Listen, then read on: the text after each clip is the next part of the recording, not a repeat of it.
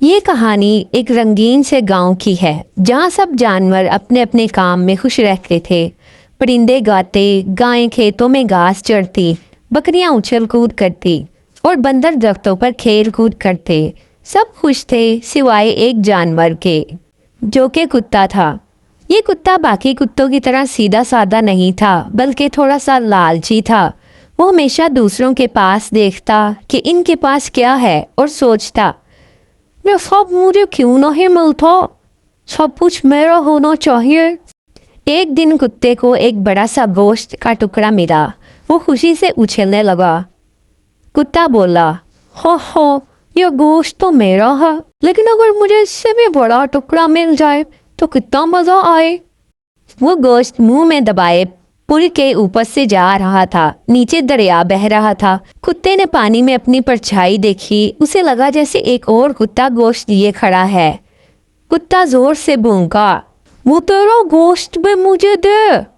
جیسے ہی اس نے منہ کھولا اس کا گوشت دریا میں گر گیا۔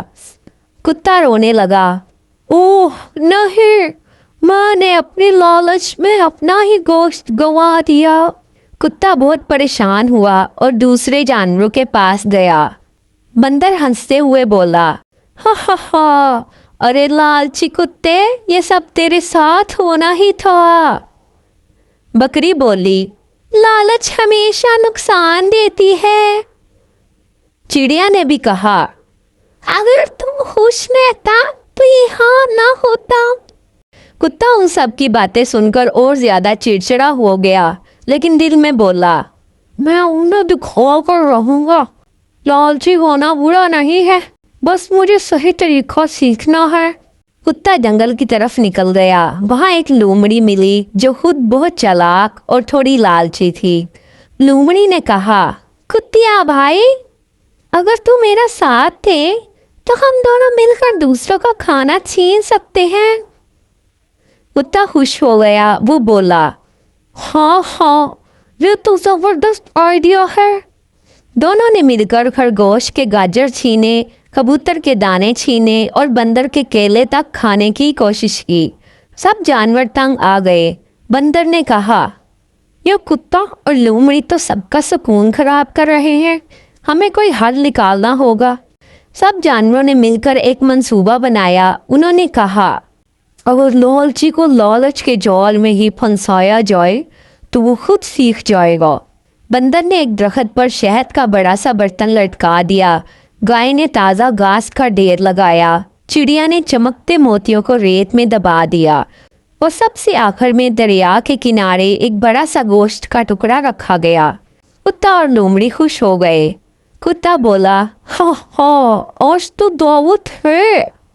لومڑی نے بھی کہا، بس سب کچھ ہمارا ہے۔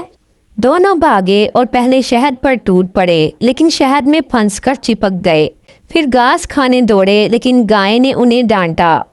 موتیوں کے پیچھے گئے تو پتہ چلا وہ صرف پتھر ہے، اور آخر میں گوشت اٹھانے گئے تو وہ گوشت ایک جال میں بندھا ہوا تھا جس کی وجہ سے کتا اور لومڑی دونوں پھنس گئے۔ سب جانور ہنستے ہوئے آئے اور کہا، یہ ہے لالچ کا انجام۔ جو دوسروں کا حق چھیننے کی کوشش کرتا ہے وہ خود مشکل میں پھنس جاتا ہے۔ کتا شرمندہ ہوا، اس کی آنکھوں میں آنسو آ گئے اور وہ بولا، مجھے معاف کر دو، میں اب لالچ نہیں کروں گا۔ لومڑی نے بھی شرمندہ ہو کر کہا، میں بھی اپنا وعدہ کرتی ہوں کہ اب دوسروں کا حق نہیں ماروں گی۔ سب جانور خوش ہو گئے۔ چڑیا نے کہا، جب سب مل کر خوش رہے تو دنیا جنت بن جاتی ہے۔ بندر نے چھلانگ لگا کر کہا، بالکل، لالچ نہیں، بانٹنے میں خوشی ہے۔